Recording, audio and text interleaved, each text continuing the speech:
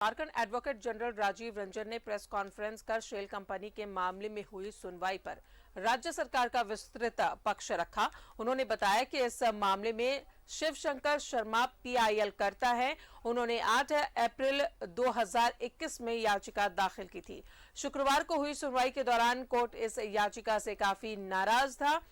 Supplementary affidavit दायर करने के लिए पिटिशनर के वकील ने 2 सप्ताह का वक्त लिया है। शेल कंपनी मामले में झारखंड हाईकोर्ट के आदेश पर महाधिवक्ता राजीव रंजन ने कहा है कि मीडिया में ईडी को पार्टी बनाए जाने की गलत खबर चल रही है। कोर्ट ने ईडी को जांच का कोई आदेश नहीं दिया है। यह आय से अधिक संपत्ति का मामला भी नहीं है। एडवोकेट जनरल राजीव रंजन ने कहा है कि ईडी इस मामले में पहले से ही पार्टी है। कोर्ट की कार्यवाही का अधूरा सच, बड़े झूठ से खतरनाक अधूरा सच। देखिए, माननीय न्यायालय ने आदेश दिया है रजिस्ट्रार ऑफ कंपनीज को पार्टी बनाने के लिए, जो हम लोग बना रहे हैं। और माननीय न्यायालय ने आदेश दिया है इन्फोर्समेंट डायरेक्टरेट को कि जो भी कंपनियों का डिटेल हम लोगों ने दिया है, जो पिटिशन में दिया है या सप्लीमेंट्री एफिडेविट से दिया है, उन सभी चीज़ों को वेरीफाई करके जांच करके एक रिपोर्ट सबमिट करने के लिए बोला है रजिस्ट्रार ऑफ कंपनीज को। क्योंकि रजिस्ट्रार ऑफ कंपनीज के पास पूरा डिटेल रहता है कि जो ब्लैक मनी है उसको कैसे पार्क की गई है इस पूरे कंपनियों में। क्योंकि पूर्व में भी मुख्यमंत्री रहे हेमंत, और अभी जो है हेमंत सोरेन जो है 2-2.5 साल से हैं। ये है अधिवक्ता राजीव कुमार। झारखंड हाईकोर्ट में आज एक सुनवाई हुई थी। ये सुनवाई राज्य के मुख्यमंत्री हेमंत सोरेन और उनके परिवार से जुड़ी थी। अधिवक्ता राजीव कुमार ने इस सुनवाई से जुड़ी कुछ बातें बताई। राजीव कुमार के हवाले से जो खबर मिली, पहले वो बता देते हैं। खबर पर राजीव कुमार का वर्जन क्या था? सोरेन परिवार की शेल कंपनी मामले में हाईकोर्ट में सुनवाई हुई। सुनवाई के दौरान अदालत ने ईडी और रजिस्ट्रार ऑफ कंपनी को जारी किया नोटिस। 2 सप्ताह में सभी शेल कंपनियों की जांच के साथ जवाब दाखिल करने के निर्देश। अदालत ने सभी शेल कंपनियों की जानकारी मांगी। 2 सप्ताह बाद मामले की फिर होगी सुनवाई। जैसे हम लोगों ने डिटेल दिया है कि ये लीकर से क्या कमाई है इनकी, और लीकर में कौन कौन काम करते हैं। उसके बाद से जो लिस्ट ऑफ कंपनीज है उसके बारे में दिया है हमने। रियल एस्टेट में रांची में जो काम करते हैं इनके, जैसे विष्णु अग्रवाल है, अमित अग्रवाल है या अन्य है, उसका भी डिटेल हम लोगों ने दिया। उसको भी वेरीफाई करना, जांचना है। जो डिप्टी कमिश्नर है रांची, उनका जो है क्या क्रेडिबिलिटी है और क्या क्या उन्होंने किया है।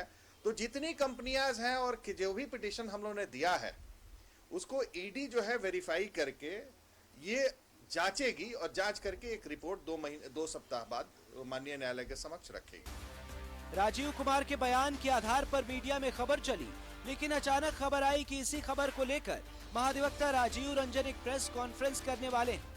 राजीव रंजन ने प्रेस कॉन्फ्रेंस की, जो कहा सुनिए। दीवान इंद्रनील सिन्हा का नाम डालते हुए और ये भी बात को छुपाया गया है कि उनके द्वारा जो पीआई फाइल किया गया था वो डिसमिस हो गया। आता ही आपको मिल जाएगा। जैसे बिना आदेश को आपने जाने हुए अपने जैसे मीडिया में चलाया है, वैसे हमें करना पड़ा मुझे।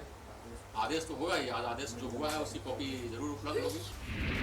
इस खबर पर महाधिवक्ता राजीव रंजन का वर्जन, इस मामले में शिवशंकर शर्मा पीआईएल करता है। उन्होंने 8 अप्रैल 2021 में याचिका दाखिल की थी। सुनवाई के दौरान कोर्ट काफी नाराज था।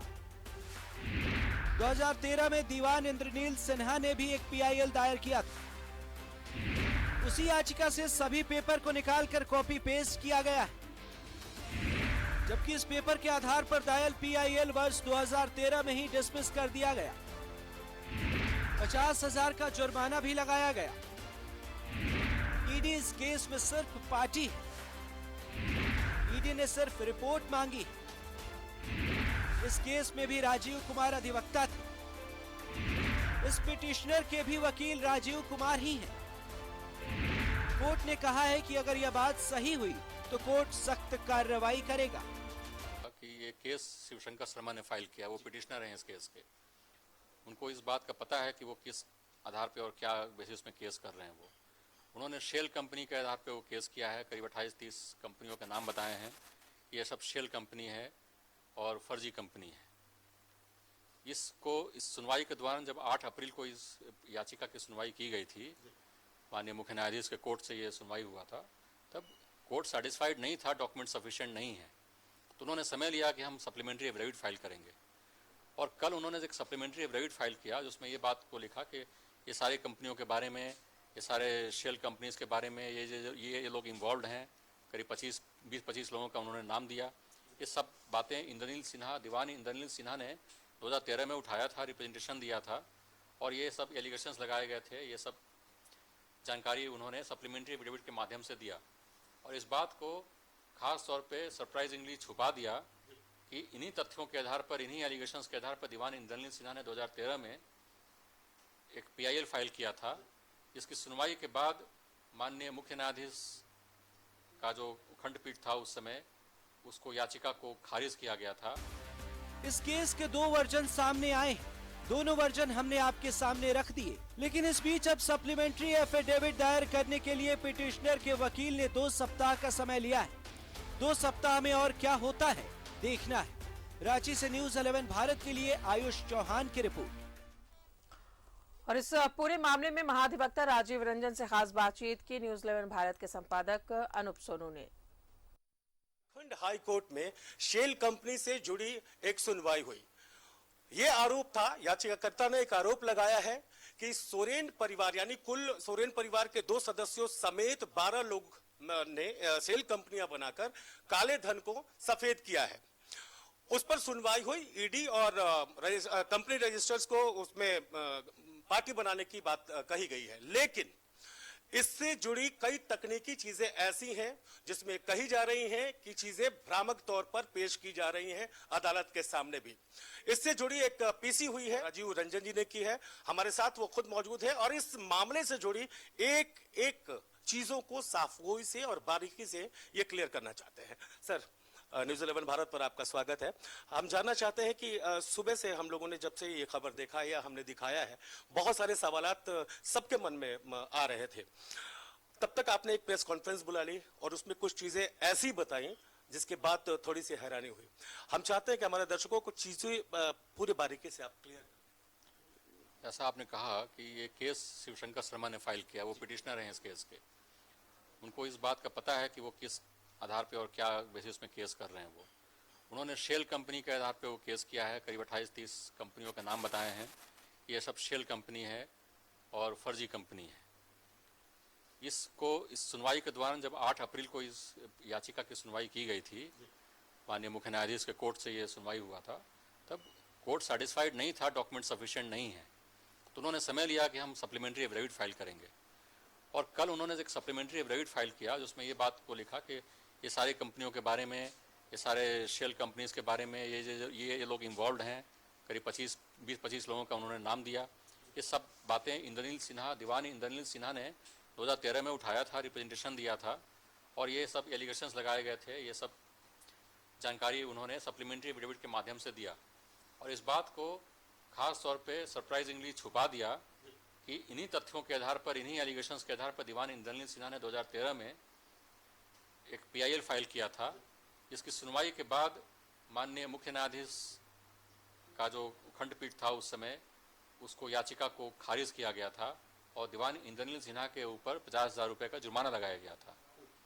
जब आप दीवान इंद्रनील सिन्हा का नाम लेकर के उनके कागज़ आप अपने सप्लीमेंट्री एफिडेविट में लगा रहे हैं, तो ये आपका दायित्व था और खासकर जानबूझ करके दीवान इंद्रनील सिन्हा के बारे में बोला गया है और इन्हीं तथ्यों के आधार पर पूर्व में ये याचिका खारिज हो चुकी है। इस बात को इसमें छिपाया गया है।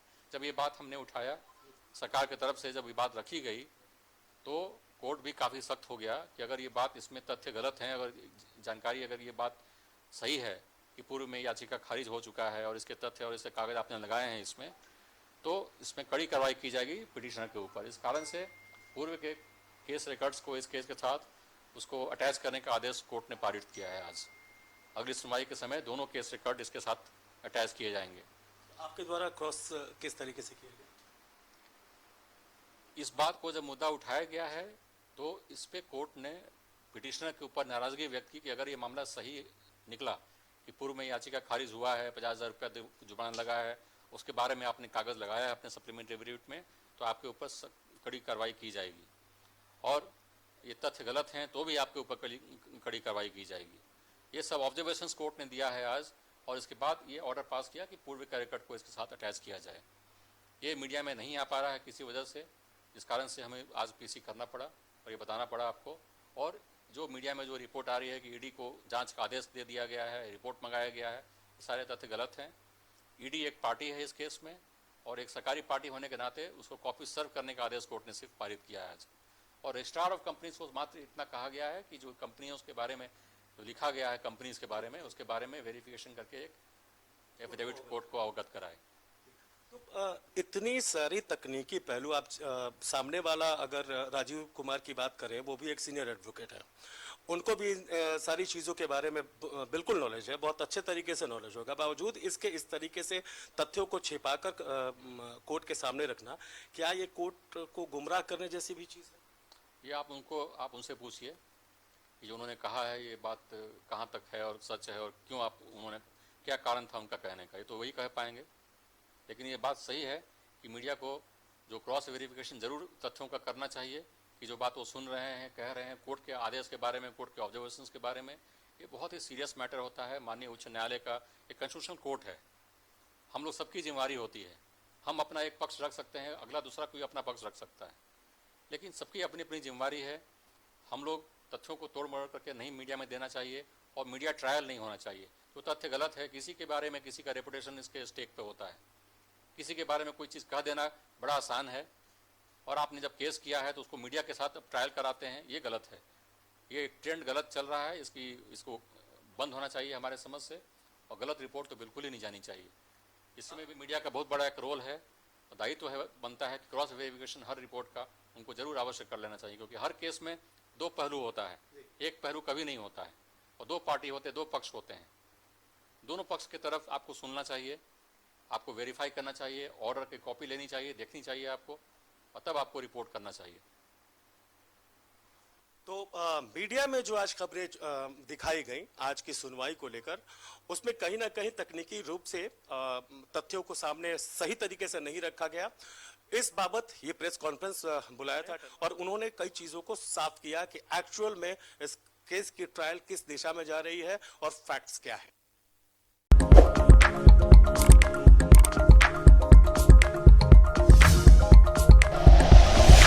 Like and share videos, subscribe करें हमारा चैनल और प्रेस करें बेल आइकॉन। News 11 भारत, सच है तो दिखेगा।